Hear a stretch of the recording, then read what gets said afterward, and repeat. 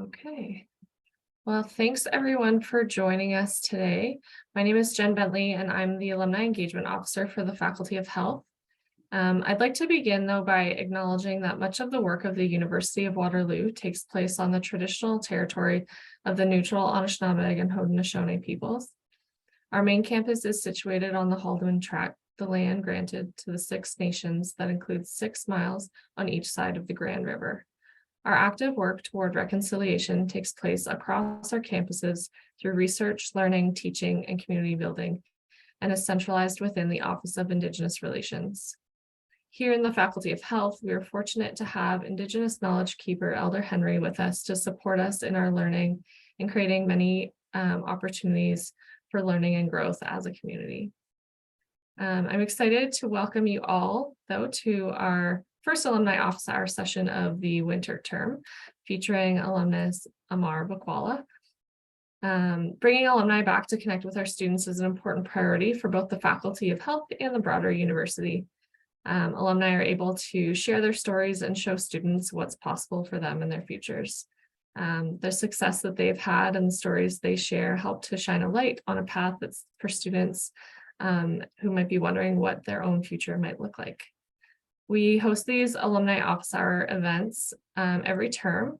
So I do always try to ask students for feedback. If you have any requests on careers you'd like to see or hear more about, please feel free to share those. You can put them in the chat of today's meeting, or you can also email me anytime with any ideas you have. My email is jennifer.bentley@uwaterloo.ca. I'll put that in the chat for you as well. Now, in order for us to make the most of this small group session, I do encourage people to turn their cameras on and have a real engaging conversation with Amar. Great to see that many of you have your cameras turned on. If anyone else is able to, please do so. I know I often have students either joining from the library, sometimes from work, various situations. So if you're not able to turn your camera on, that is also totally okay. And if you do want to share questions in the chat, if you're not able to use your microphone at this, like when we get to Q&A, we can accommodate for that as well. So to get started, since we have a small group today, I think we can start with some introductions to give Amar a sense of the students that we have joining us today. So you can tell us your name, what program you're in, maybe what term of study you're in as well, and what interested you in joining today's session. So I can start with the introductions. There's also a list in the chat for the order, so we can just follow the order and you can unmute your mic when it's your turn. Again, if you can't use your mic, you can just put in the chat the information that I asked for. So I'm Jen Bentley, as I said before, the Alumni Engagement Officer for the Faculty of Health. I'm also a proud kin grad and previously worked as the Student Relations Officer when Amar and I met when he was a student. So I will pass it over to Amara.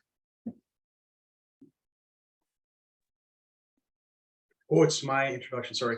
Oh, no, sorry, Amara. Okay, Amara, that's what I was thinking. Yeah. Sorry, My apologies. confusing.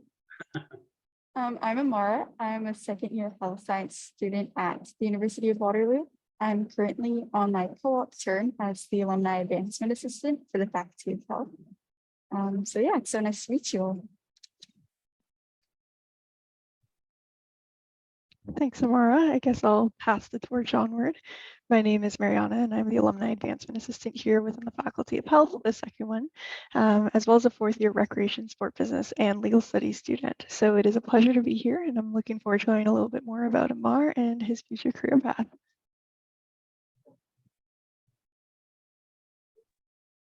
Hi, everyone. So my name is Taronesh, and I am a 4B student in my final term of health sciences. So I'll be completing my Bachelor's of Science by the end of April, which is exciting. And I plan on applying to medical school in the fall term, which is why I was interested in hearing more about Amar's journey through his school time as well. Hi everyone, my name is Masal and I am a first year health science student at Waterloo. And I'm just interested to learn more about Ammar's journey and how I can do that as well.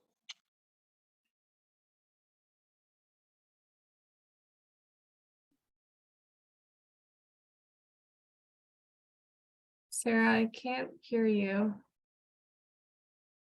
I see that you're off mute, but I did not hear any sound. If you want to check your settings, we can come back to you. I think there are a few new people who aren't on the list for introductions. So yeah, I think we can hear you now. Oh, okay, awesome. It just had the wrong microphone selected. So yeah. Hi, I'm Sarah. I'm the kinesiology and health studies social media assistant this term. So I'm here as part of that.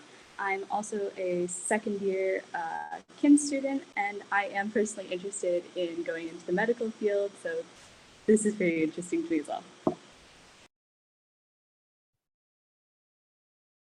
Thank you. And so I think Osama, if you'd like to introduce yourself, go ahead.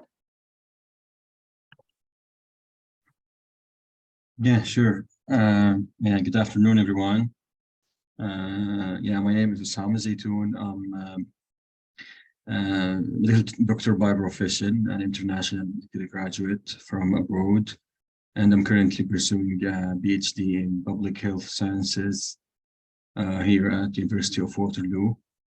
And I'll be interested, yeah, to hear from Dr. Amar about the CARMS and residency matching for IMGs, as it's one of the pathways on my plans ahead in my career.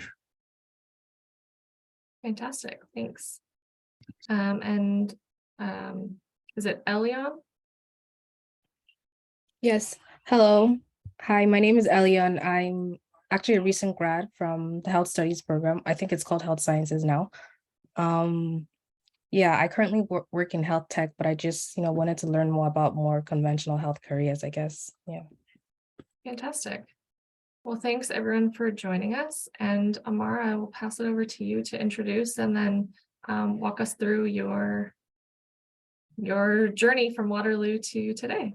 All right, I'll try to keep it quick because I know there's a lot of questions. So my name is Ammar Bookwala. I'm a family medicine physician in Mississauga.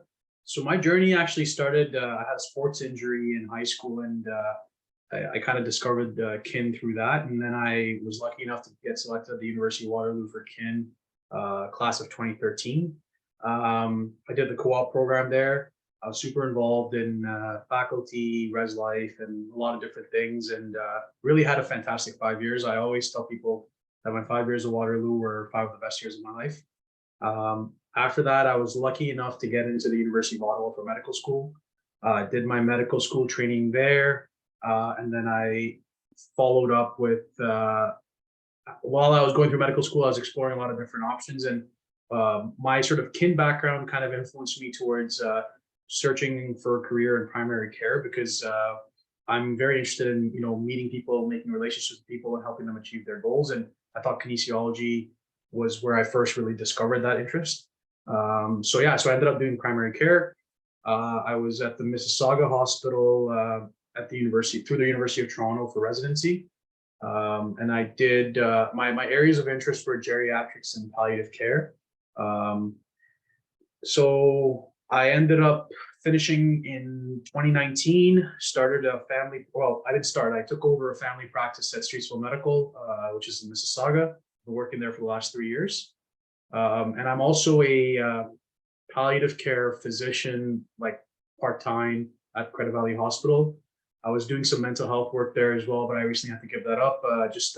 My wife and I recently had a kid, so not the same amount of time that I used to have.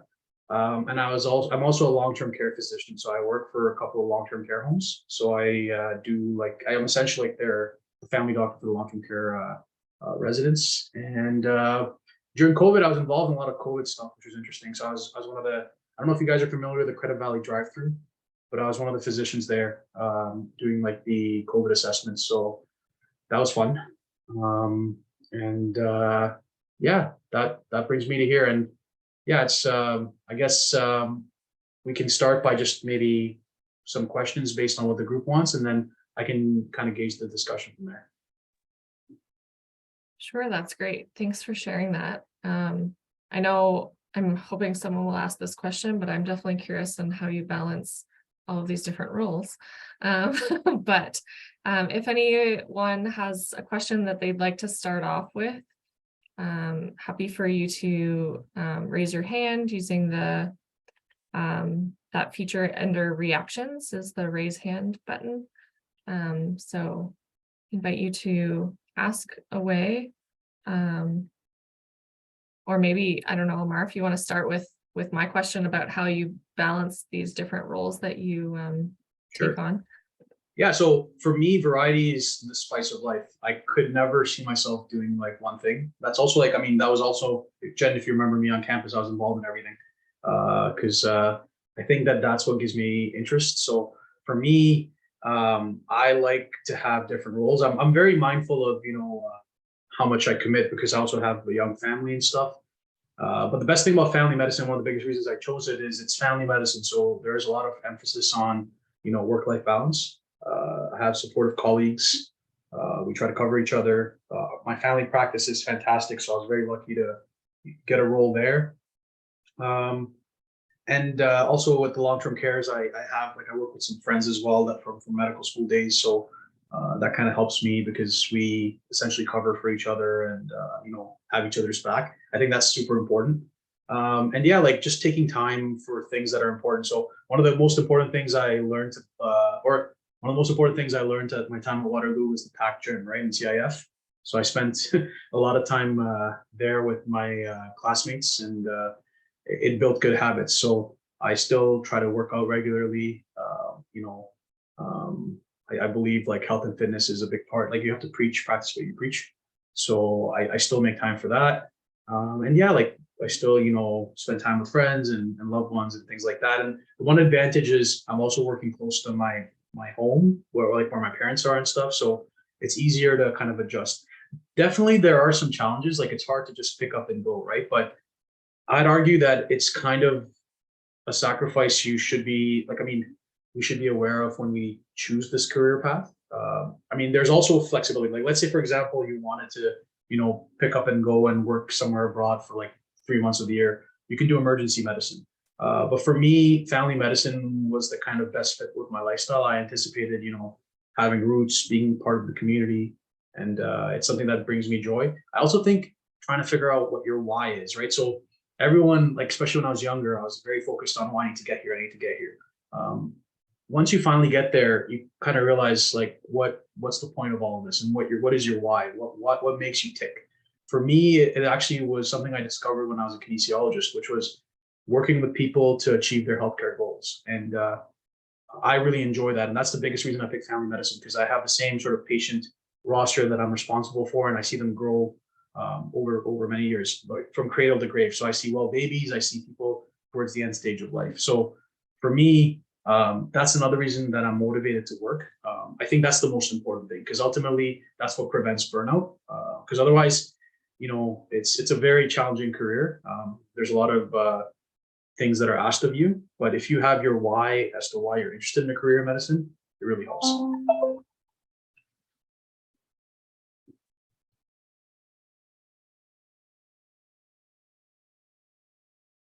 Awesome. Looks like Osama's ready with a question. Go ahead. Yeah, sure. And apologies in advance for most of us. I think my questions would not be relevant to many of the participants, so not take much of the time. I'm wondering from your experience, or even from what you know about the whole process, what have you felt valued the most for the residency application, the CARMS application that you've gone through? So are you an IMG or something? Like did you? Yeah, exactly. Okay, got it. So you're still applying for CARMS, you're doing your PhD, got it. Okay. Yeah, so I think I mean, first of all, I'm not part of any selection committee from that perspective. I have participated in medicine interviews, but only from for Canadian grads, so not for IMGs. There's a separate pool for that. I think a lot of it depends on your LMCC score, and essentially, like in that situation, that's more important. Electives, showing face with different programs. It's a bit convoluted, to be honest, with regards to the IMG process. And honestly, I don't know if I'm an expert in that because I applied through the traditional pathway. I have some colleagues that went through it. I'll see if I can reach out to them and see if maybe that you can connect with them to ask specific questions you may have. Okay. Yeah, thank you so much. No problem. I will try to reach out later. Yeah, thank you so much. Anusha, you can go ahead with your question. Sorry, I kind of like joined a little bit late. My class just ended, so I'm just wondering. So Amar, do you mind sharing where did you do your medicine, and is there an email that we can reach out like for? I'm also like looking for IMG pathways. So is there an email we can connect possibly or something? Is there a contact information? So are you also an international medical grad? I'm looking forward to that route. Like I'm looking towards Caribbean school, so that's why. Fair enough. Yeah. Yeah. So again, I'm not the best person for that because I went through the traditional pathway. I can see if I can reach out to some of my colleagues, see if they can provide some insight. I went through medical school at the University of Waterloo, so I did it locally. But yeah, the IMG pathway can be convoluted, but I can definitely reach out to one of my friends. I think he's doing his med school. He does med school in the Caribbean, and then he's doing residency right now. So perhaps if he can share his email, I'll try to share it with you guys. Thank you. Will do. Thank you so much. Well, Great. Elion, you can go ahead. Okay, so I was wondering what your personal pros and cons would be for someone who would take like a non-traditional pathway. So for example, like taking gap years, gaining some work experience if you're going to med school, or like doing like a post-grad degree, stuff like that. What would you say would be your pros and cons versus someone who like goes like straight right after undergrad? Yeah, so that's I can spend the whole hour talking about that. Let me just say this, like my roommate in med school took a year off and went skiing in Whistler for like a year, and he was essentially working in the base camp, like the camp there, and that was his kind of path after doing like a math and biology degree. And I highly recommend it in the sense that it's a long journey, so you want to make sure that you're motivated through the journey to be the best possible position you can be. With that being said, the answer to your question is opportunity cost, right? So realistically, sure, you can sacrifice a couple of years, but then you're looking minimum in the Canadian system 6 years to become a family physician, perhaps 7 now because they're thinking about increasing the residency by the time you guys go through to 3 years for family medicine. So it's a long time, right? And there's a lot of questions that I had initially. Sorry, there was a lot of, like when I was initially at Waterloo and kinesiology, I was extremely motivated academically, and that's the only part of my life that I really focused on. But as you age, things change, right? Like you may have a partner, you may be in a relationship, you may, about like certain family things may change. So those are the things that can change as you go through your journey. So those are the things that's tough to answer for you now. Like maybe right now you may be highly motivated, and that's fine, and you feel like that can sustain that for the next 10 or 15 years. But chances are that things in life will change. So from my angle, like from my end, I think for me, just going straight through was the best way. I do have a lot of colleagues though that had another career and then they ended up doing medicine later in life, and they seem happy as well. And I think the real question is, again, what's your why? Like, why do you want to do this? Because ultimately, if you just get into medicine for the sake of getting into medicine, for all the other external things that people talk about, right? Like, oh, great career, good security, blah, blah. That's not really answering the why, because as I said, the job can be, the job is definitely challenging, and residency, long hours, call can be long hours. So you have to understand your why when you're going through it to motivate you on those difficult days.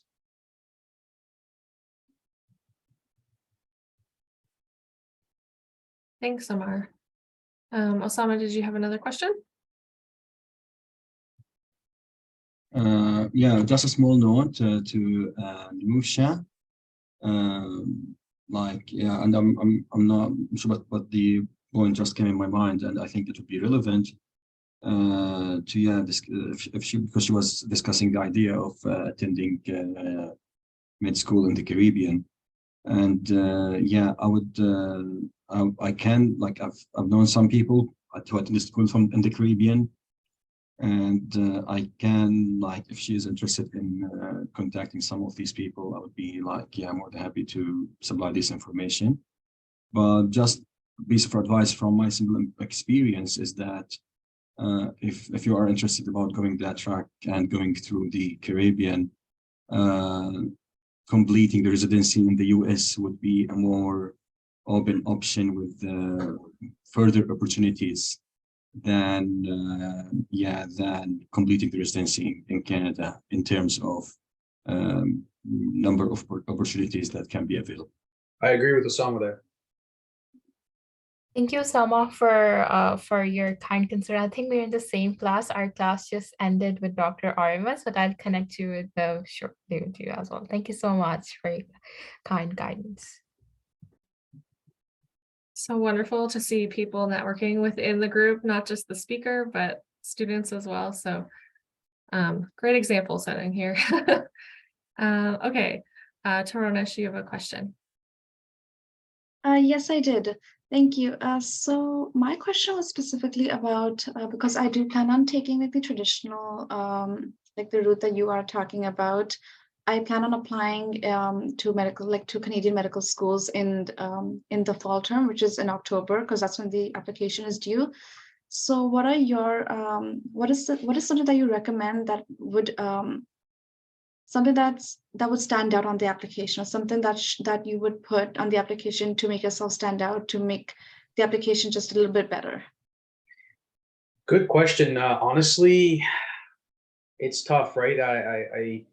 Do you guys still have to do like that med sketch where you have to put like 50 activities or something, and like you know, like yeah, it's similar, yeah. and not so much 50, it's 15. 15. Okay, so they really cut it down. Yeah, so my time was a while back, so I'm like those parts are hazy in my memory, but like it's hard because, you know, I used to think that, oh, you know, for example, publications were important, right, in applying to medical school, but realistically, that was probably like the part that my application team asked about the least. Like they were more interested in my career as a Don, right, in my 4th year. So what I would say is, I know this is hard, but be authentic to yourself. Like, don't try to, you know, resume pad, because, and I'm not trying to say that I followed this advice, because like I definitely tried, you know, doing those things with regards to publications and stuff, but I also did do a lot of things that I really enjoyed. And I think that, funnily enough, in the interview, those were the things that really came up. Like they spent like 1 minute talking about my publication, but then when it came to dawning, they saw like there was a spark in my eyes, right? And they were asking me a lot more questions about that, and I was able to answer them because I truly enjoyed that experience. So I would worry less about standing out and just more being authentic to who you are and doing things that you enjoy, so you can talk about those experiences more, because ultimately people are interested in a story, right? Like they don't just want, you know, like that, like everyone has a 4.0 GPA, everyone has like a, you know, 10, 15 publications, but what's different about you? Like that's kind of what I think, you know, helps candidates stand out. Okay, yeah, I really like that answer, actually. That definitely helps and spark some ideas in what to write in the future as well. I actually had a second question, if that's okay, I can ask that. Okay, so as a backup, kind of, God forbid if I don't get in on my first try, it's always good to have a backup, right? Yeah. So I was planning on applying to a master's program at the University of Waterloo itself. So what I understand that you did not do the like the bachelor's, master's, and the MD route. But Mhm. what are your thoughts and ideas about if I do decide to do the bachelor's, master's, and then the MD route after I finish my master's degree? That's great. I mean, a lot of people in my class did that, and it's fine. The biggest thing I would advise though is don't hit your head multiple years trying to get into the Canadian system. If that's, like, I mean, I always think having a backup plan is important. Like even when I was applying, I had a backup plan. Like I was gonna, funnily enough, I got it off the wait list my first application round. And my plan was to work in industry for like a year and then apply again. And if I didn't get in, I would have pivoted, like I would have also applied to physio school on the side. So what I'm saying is a lot of my even like family friends or younger cousins and stuff want to apply to medicine. The problem is it's so competitive now to get in. Although I hope it's changing now because they're opening up more seats. But it's always important to have a backup plan. And again, this goes back to my sort of theme so far is be authentic to yourself. Because even if medicine doesn't work out, if you're being authentic to yourself, hopefully you'll fall into a career that you love anyways. And there's been so many of my friends like Jen, if you remember Jordan Vangelovich, he was a friend of mine, or he is a friend of mine that wanted to do dentistry. And he was like obsessed with trying to get into dentistry and then ended up doing a master's in public health.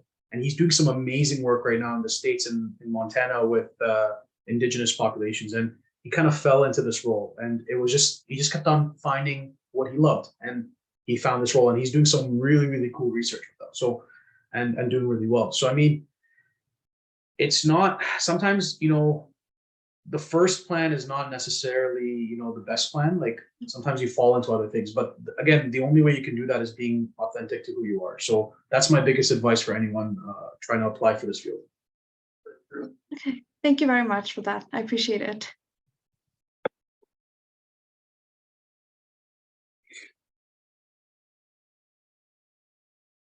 And Aisha has a question. Aisha, you can introduce yourself as well. I'm sorry, I missed you when we were doing that. So I'm Aisha. I'm my 4th year. Currently, I'm in my co-op term as the innovation coordinator for Kids Ability Center for Child Development. And I was previously Jen's co-op student from before as well. So I'm pretty familiar with office hours. I just had 2 questions, actually. It's kind of like a 2-part question. My first question is, from your transition between undergrad to medical school, what did you find the most challenging about transitioning between the schools, as well as like, what did you find the most challenging about medical school as a whole? Okay, so undergrad to medical school, the first 2 years academically were some of the most grueling. Like, I mean, it was very challenging for myself. Like some of my classmates were really good, but for me at least it was challenging.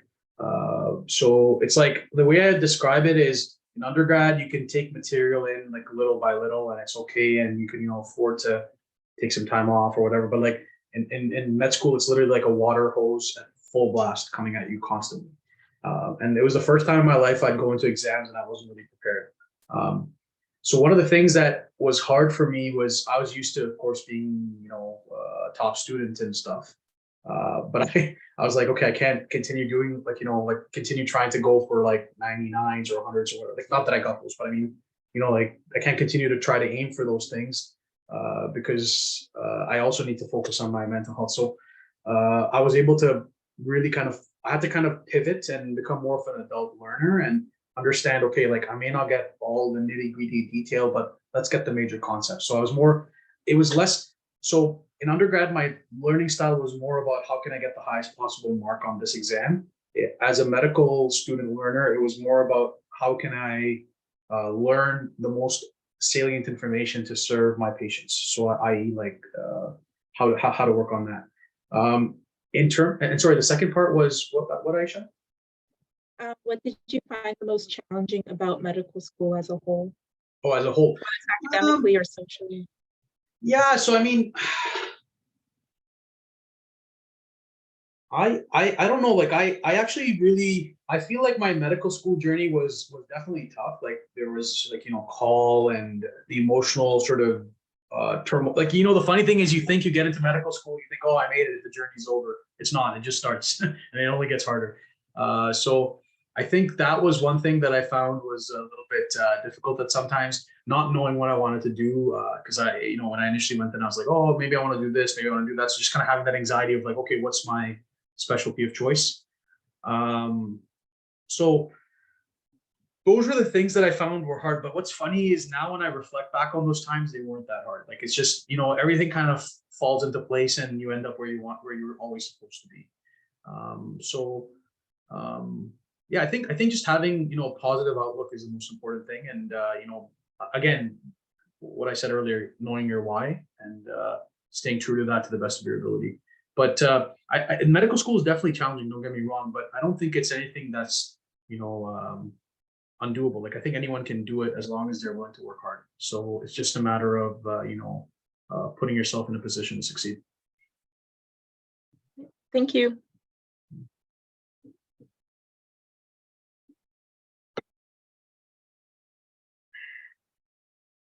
Go ahead, Mariana. Yeah, I do have a super quick question. I was just wondering if you were part of any clubs or societies in the university or any extracurriculars, and how that has kind of helped shape your career in the medical field. I was part of every club. No, I'm kidding. No, so I was super involved. I can't even begin to tell you. Like, and it's funny because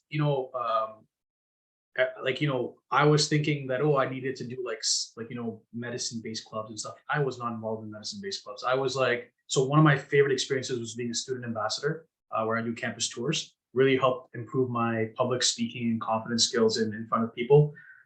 So that was highly one of my most positive experiences.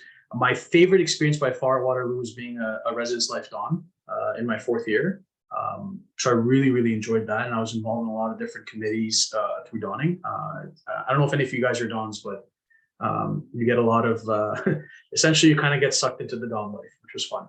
I was also involved in the applied health sciences. Back then it was called applied health sciences undergraduate members. So I was like, I think it was like DC DICSOP or something, I think the name of the position was. So I was the director of communications or something with the applied health sciences undergraduate members. And that was a lot of fun. I used to do, essentially I used to help train orientation leaders. So those guys that used to, kind of give the presentations and stuff. I don't know if they still do that anymore, but yeah, it was just getting involved on campus. I was super, I was a very, Waterloo was a big part of my identity, and I was super involved in campus, and I really did enjoy my campus life there. And a lot of my involvements were kind of shaped around that. And funnily enough, I still keep in touch with some of the people I worked with back then, which is really nice. And that's wonderful to hear. It's awesome that you can get all of these skills from things that aren't necessarily related to the medical field. So thank you for sharing that. It's good to hear. Amar was definitely one of the students I would call when I needed a volunteer. Yeah.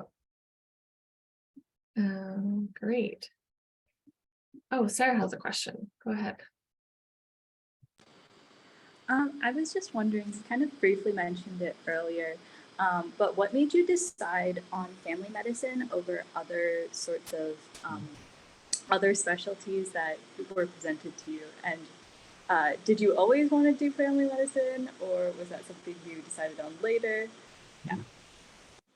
So that's a good question. So I think for me, when I look back at why I wanted to get into this in the first place, I value connecting with people, and I value maintaining relationships with people. And family medicine really is the one field in medicine it does that in spades. Like, if you ask most people which doctor they trust the most, they would probably say their family doctor. So because that's the one that they know since they were kids, they keep going to for their immunization visits. You see over the years, they take care of their parents or grandparents, etc. So that's kind of why I did it. Also, from a flexibility perspective, there was a lot of options. I could have done, additional training in palliative care, emergency medicine, sports medicine, women's health, whatever you want. You can kind of tailor it to your area of interest. So a lot of my colleagues, for example, like one of my good friends, he did family medicine with me, and he's just doing emerge, and he just likes emergency medicine, and that's fine. And then I think the other thing also that attracted me to the field was it was only 2 years of residency. So I wanted to, by the end of medical school, I was like, I'm pretty done with school. So I think just having that opportunity was good. And there's a lot of need in it, so there's a lot of flexibility. So you can, like, for example, I'm working back where I want to work. Like, I don't know if you guys have heard, like, sometimes it's hard to find a job as a physician if you're, a highly subspecialized surgeon or something. So I found from that perspective, it was more tailor-made, to my life, because for me, medicine is a part of my life. It's not my life. So I wanted to have that kind of flexibility. So yeah, those were some of the reasons.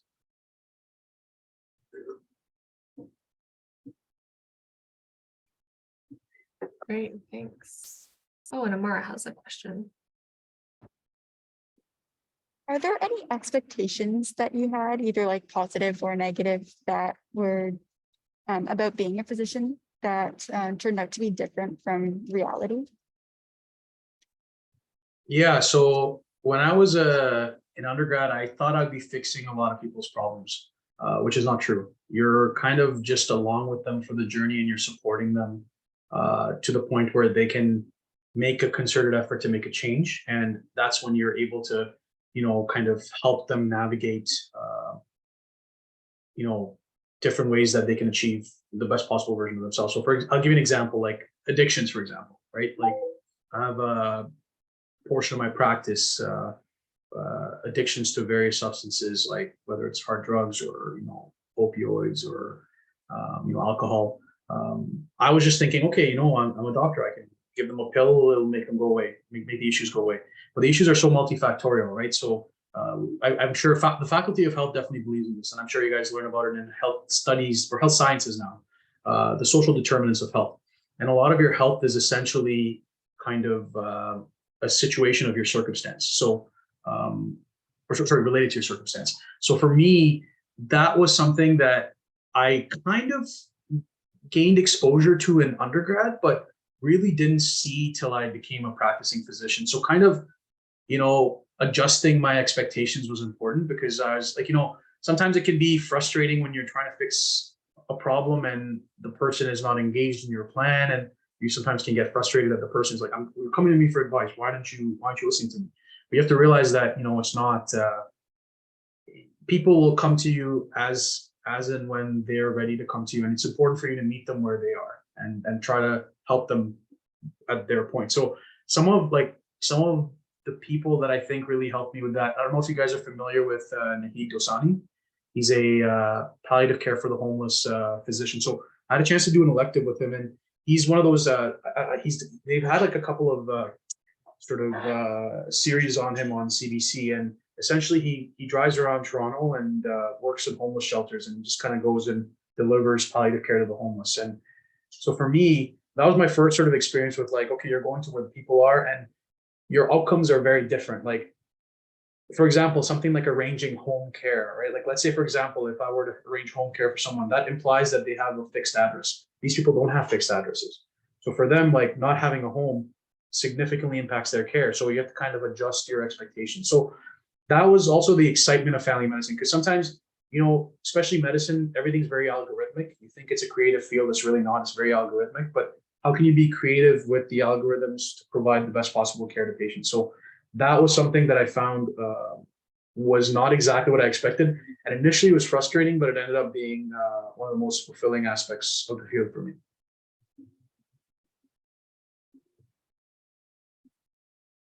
Thanks, Amar. I like that question, Amara. Thank you. I'm going to grab a question from that was submitted during registration that I thought was kind of interesting. Can you share any particular projects or initiatives that you've been a part of that have been particularly rewarding? Projects or initiatives? Like, even maybe you talked about the drive-through. Yeah, the Credit Valley drive-through. I mean, to be honest, I'm trying to think, because I can't really think of a particular one, but initiatives like so one of the things I'm very passionate about is palliative care, and do home visits on vulnerable palliative patients. So it's something I discovered in my residency, towards the end of my residency, and it's something I really enjoyed, because it's taking care of the whole patient. And respecting their goals of care. So i.e. giving them care based on what they would want done for them based on their values. So i.e. someone tells me, for me, it's important to be at home with my family and my loved ones. How can you provide me the best possible care in that setting? So that's something that I truly value, and I do a lot of palliative care even in the community for my patients, because I think that it's important.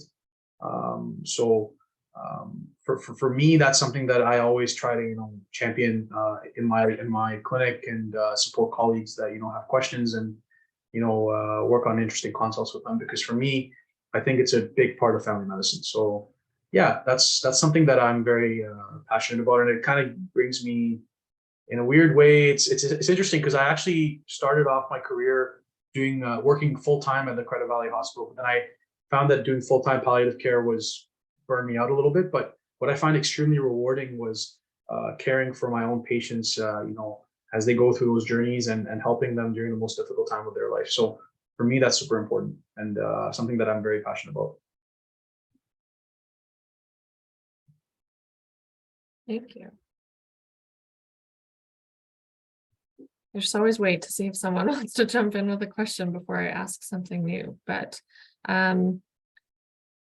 you talked about being able to make sure you've got work-life balance. And one of the questions asked, like, what are some of your strategies to have a healthy work-life balance in a demanding career? My strategy. So as I said, the most important one I learned when I was in the Faculty of Health, which was going to the gym. So that was helpful. And I still maintain that, even like throughout medical school, and like even now. So I always make an effort to go to the gym first thing in the morning, and it kind of helps me start my day.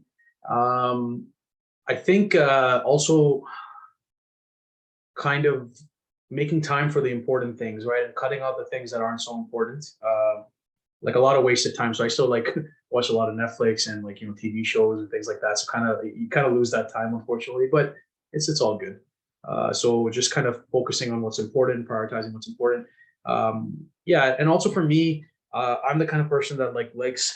I get a lot from interacting with friends, family, people that are important to me. So making time for that, and family medicine helps with that as well. Because one of the advantages of family medicine is you're rarely working like the midnight or graveyard hours and the weekend hours. Like, you have your weekend call shifts, but it's not onerous. So that's another reason family medicine was great for me. So sometimes, though the weeks can be busy, just having that to look forward to really helps.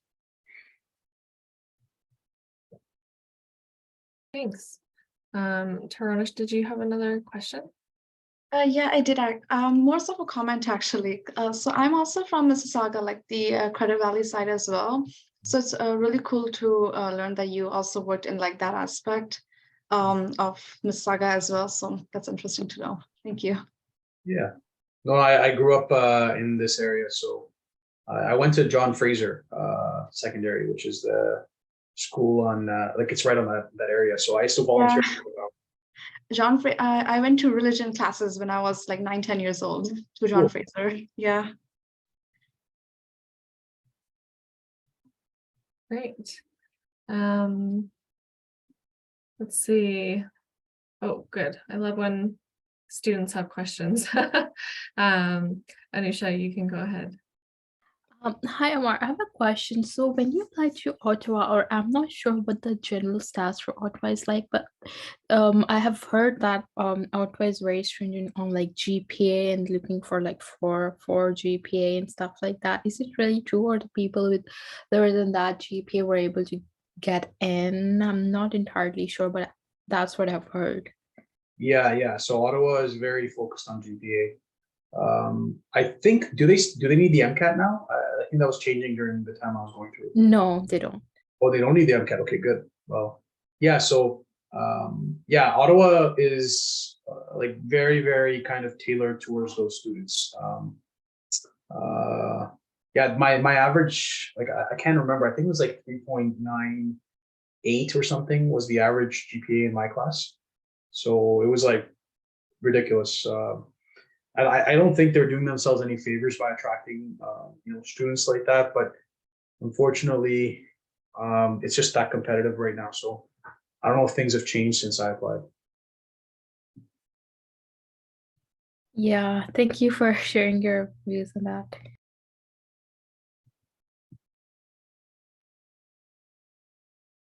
Amar, wondering if you want to share with us like what a day, like how your days are made up. I'm sure you have many different days, but I'd love to know a little bit more about. Yeah. that. So I guess I can walk you through a typical week for me. So Mondays I normally start. Do you want me to like go into like granular detail or more just around the work part? What would everyone like to know? Like, do you want me to tell you I go to the gym or something, or do you want me to just tell you like I'm working at these times? Sure, tell us everything. How do you make it all fit? Okay. So yeah, so normally I work out. So essentially, like 4 days a week, I work out in the mornings. But okay, so Monday I normally start work at around 9 o'clock, and I'm doing phone calls, and then from 12 to 5, I'm in office in my family medicine practice and seeing patients in person. I sometimes have to do a call shift, which is once every 3 weeks. So I do a call shift from 5 to 8. So Mondays tend to be long days. Tuesdays I'm working in office from like 8 to 2. And then the afternoon I have like an hour for phone calls. So that's essentially my Tuesday. Wednesday I start early. I work at the long-term care. So I go I go in pretty early. I go in like around 6 o'clock. And then I do one long-term care in Brampton and another one in Etobicoke. And then I normally go back to my family practice, and I'm normally there from like 11 to 3. And then I, normally have like a meeting or two in the afternoon from 3 to 4. And then Thursdays tend to be my light days. We do rounds in the morning, so educational rounds. So those are normally super interesting.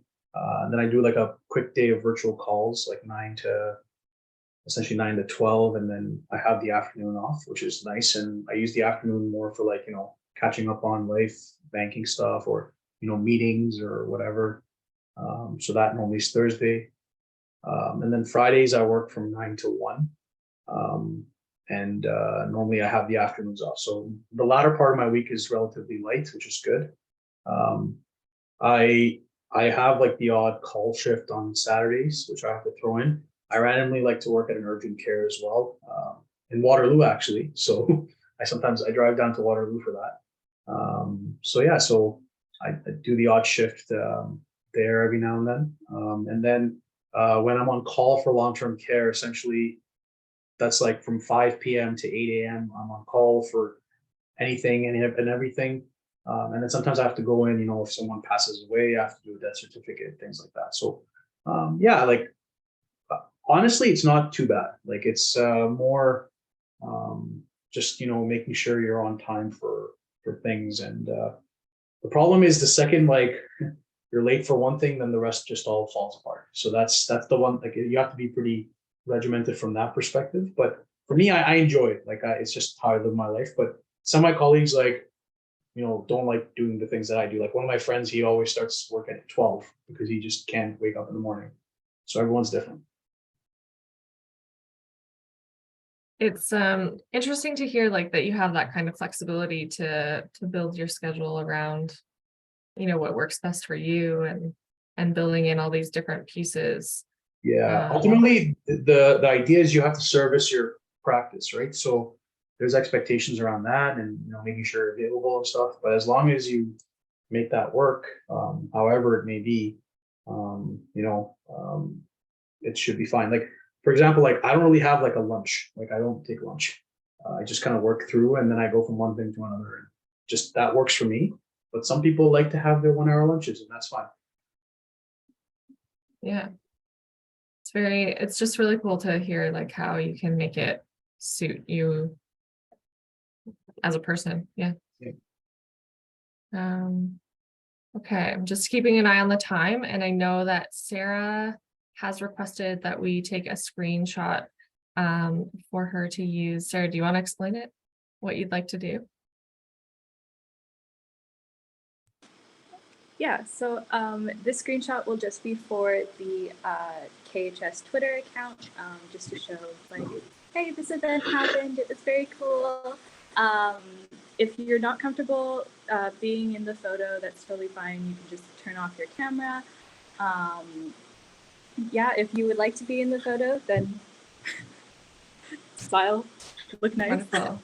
So I'm gonna count us down because I'm gonna do the actual screenshot for Sarah. But so if everyone is ready, we'll take a quick screenshot. And so smile, and 3, 2, 1. Perfect. Let me just make sure that that worked and that we all look fabulous, which we do. Great. Thanks everybody for that. You can see Sarah's post on social tomorrow. I don't know when you're posting it. Nice. Yeah, follow us, U Waterloo KHS. It'll probably be out tomorrow afternoonish, depending on when I finalize the draft. But yeah, thank you. Thanks. Okay, and we do have a few more minutes. So if anyone has, we probably have time for a couple more questions. Or Amar, you can share your final words of wisdom with the group. And I think I kind of gave the major themes: know your why and be authentic to yourself. Like, I think that's really, if I could summarize this full hour in 2 things, it would be that. fantastic. Pretty straightforward, but maybe not for some. It's hard. It's hard. I mean, there's a lot of pressures, right, in life that push you away from that. Mhm. But it's just important, and it's fine. Like, and the biggest thing also I'd say is, like, sometimes you may stumble, like, and it's not necessarily, like, people were asking about non-traditional routes and stuff. That's okay, right? I think there's too much pressure now on people to be perfect and have that perfect application, but life isn't perfect, and sometimes things don't go according to plan, and that's okay. And there's many different ways, and it's important to enjoy the journey along the way. That's something that's very hard, because and I know that because I was very regimented if I have to go from A to B to C, but along the way I did realize that the journey matters too. So that's probably my biggest thing. That's great. Thank you so much for your time today, Amar. I'm sure we all appreciate you being here and sharing your insights with us. I will ask, is there contact information that you're open to sharing with those in attendance? Yeah, sure. I can share my email. Okay. You want me to give it now on the chat, or? Yeah, would that work? Sure. Okay. Yeah, sure. Great. That way, anyone, if anyone has more questions or would like to connect directly with you, they're able to. Sure.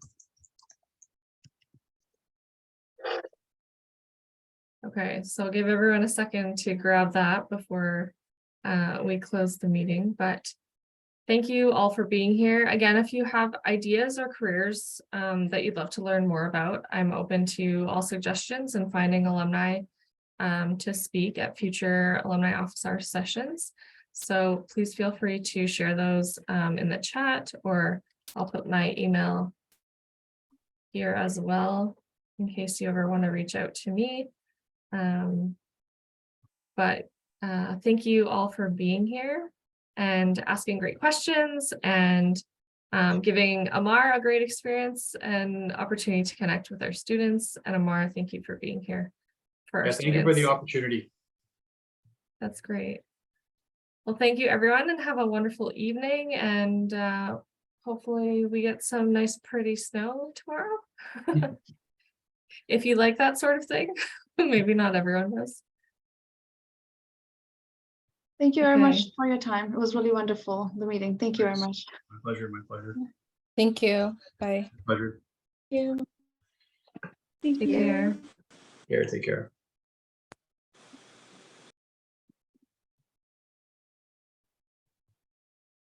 Okay, I'm gonna stop the recording.